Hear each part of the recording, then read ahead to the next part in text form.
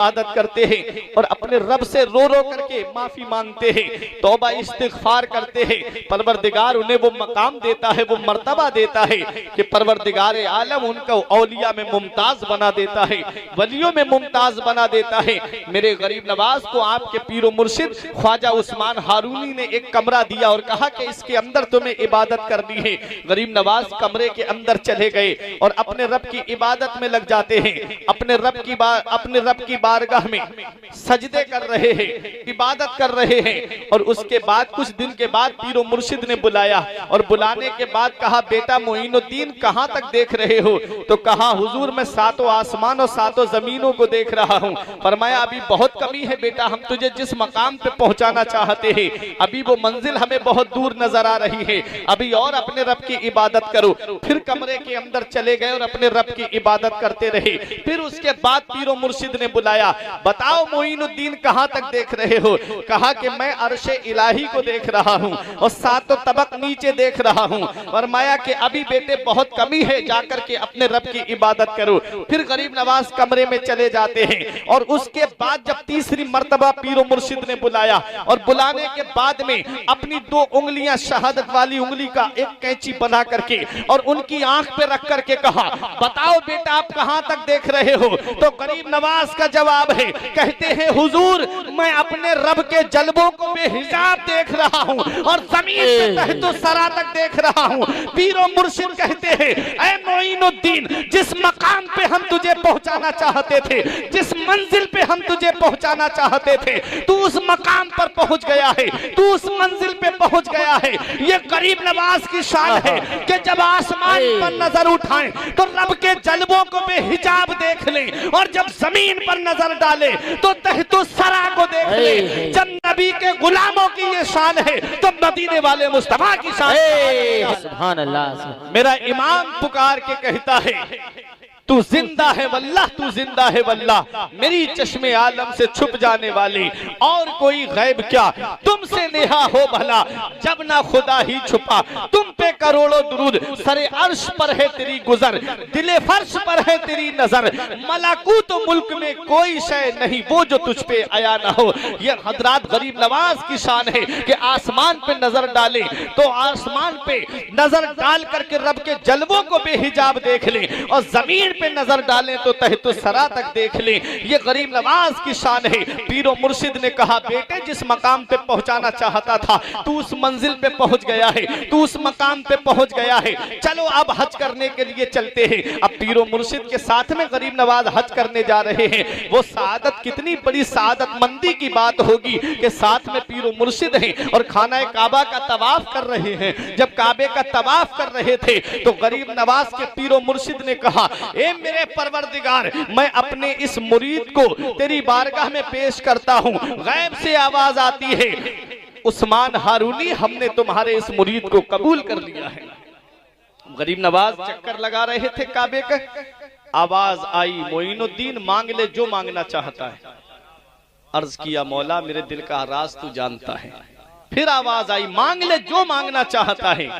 अर्ज किया, मौला तू अलीम बिज़ात सुदूर है, मौला तू दिल के खतरात से वाकिफ है, मौला तू दिल की वसवसों को भी जानता है, दिल के अंदर जो बातें पैदा होती है तू सबको जानता है। मेरे परवरदिगार मैं तुझसे क्या मांगू? फिर आवाज आई, मांग ले। अर्ज किया, मौला तू सब जानता है।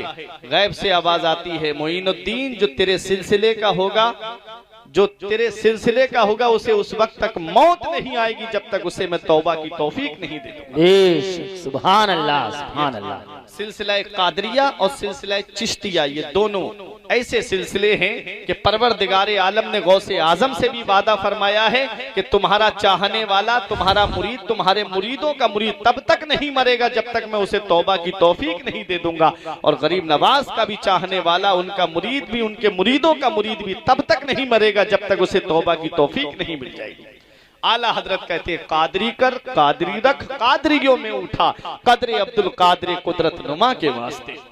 अब गरीब नवाज मक्का शरीफ से मदीना शरीफ आए, क्योंकि ड्यूटी तो मदीने से लगती है ना, कहाँ जाना है। अब मदीना शरीफ आए।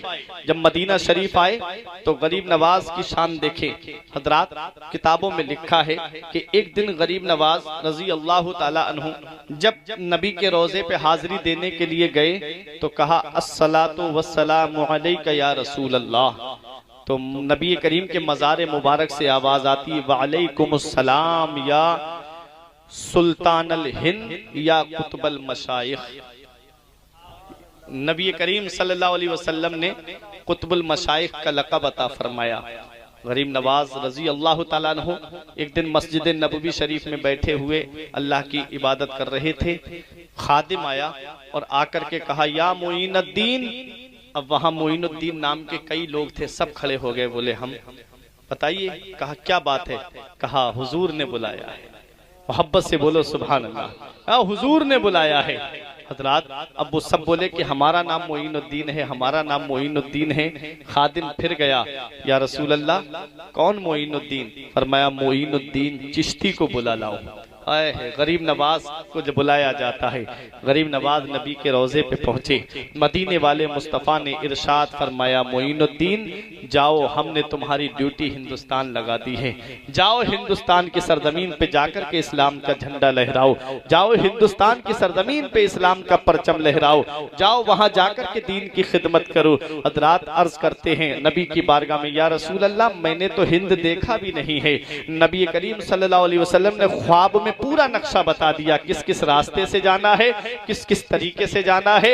एक रिवायत में है कि अनार ख्वाजा गरीब नवाज के सामने पेश किया गया, उस अनार पे पूरा नक्शा हिंदुस्तान का बना हुआ था। अब गरीब नवाज हिंदुस्तान तशरीफ ला रहे हैं। अब जरा तारीख उठा करके देखें, हिंदुस्तान में ड्यूटी किसने लगाई है? मदीने वाले मुस्तफा ने लगाई है। और हिंदुस्तान का बादशाह किसने बनाया है? ये बगदाद के गौसे आजम ने बनाया है। कि जब गौसे आजम ने कहा कि मेरा ये कदम हर अल्लाह के वली की गर्दन पे है, तो गरीब नवाज ने कहा था कि सिर्फ मेरी गर्दन पर ही कदम नहीं है, बल्कि मेरे सर पर भी है, मेरी आंखों पर भी है, मेरे दिल पर भी है। तब गौसे आजम ने बगदाद की जामा मस्जिद से कहा था कि गियासुद्दीन का बेटा सबकत ले गया। मेरे गौसे आजम ने कहा जालतो का सुल्तान अल हिंद या मोइनुद्दीन, ऐ मोइनुद्दीन तुमने मेरे कदम को लेने में मोहब्बत का इजहार किया है, जाओ मैंने तुम्हें हिंदुस्तान का बादशाह बना दिया है, मैंने तुम्हें हिंदुस्तान का सुल्तान बना दिया है। अब जरा देखें गरीब नवाज की शान, अब जरा देखें गरीब नवाज का मकाम, अब जरा देखें गरीब नवाज का पावर।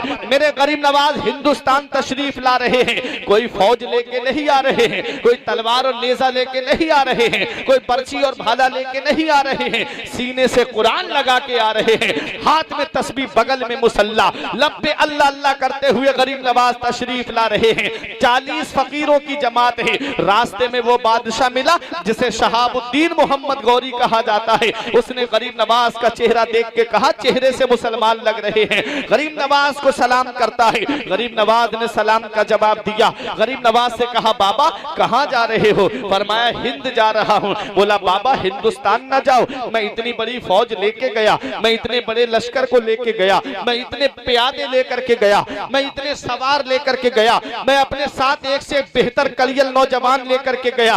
बाबा तुम हिंदुस्तान ना जाओ, हिंदुस्तान में कोई अल्लाह अल्लाह करने वाला नहीं है, वहां कोई नबी को पुकारने वाला नहीं है। बाबा तुम हिंदुस्तान जाकर क्या करोगे? तो मेरे गरीब नवाज फरमाते हैं बादशाह तू कहना क्या चाहता है? उस बादशाह ने कहा बाबा मैं इतना बड़ा लश्कर लेकर गया, मैं हिंदुस्तान के राजा से हार कर आ रहा हूँ, मैं हिंदुस्तान के राजा से शिकस्त खा के आ रहा हूँ, मेरे बाबा तुम हिंदुस्तान ना जाओ। तो गरीब नवाज का जवाब सुनो। गरीब नवाज फरमाते हैं ए बादशाह कान खोल के सुन ले, जब तू हिंदुस्तान गया था तो अपने लश्कर पे भरोसा करके गया था, जब तू हिंदुस्तान गया था तो अपनी फौज पे भरोसा करके गया था, जब तू हिंदुस्तान गया था तो अपनी नेज़े पे भरोसा करके गया था, जब तू हिंदुस्तान गया था तो अपनी तलवार पे भरोसा करके गया था। मैं हिंदुस्तान जा रहा हूँ लश्कर पे भरोसा करके नहीं, फौज पे भरोसा करके नहीं, नेज़े पे भरोसा करके नहीं, मैं हिंदुस्तान जा रहा हूँ तलवार पे भरोसा करके नहीं, मदीने के ताजदार पे भरोसा करके जा रहा हूँ, उम्मत के गफ्फार पे भरोसा करके जा रहा हूँ। ना ताअत पर, ना तकवा पर, ना सुहदो इत्तिका इत्तिका पर है, ना ताअत पर, ना तकवा पर, ना सुहदो इत्तिका पर है। हमारा नाज जो कुछ है मोहम्मद मुस्तफा। सुभान अल्लाह, सुभान अल्लाह, वाह।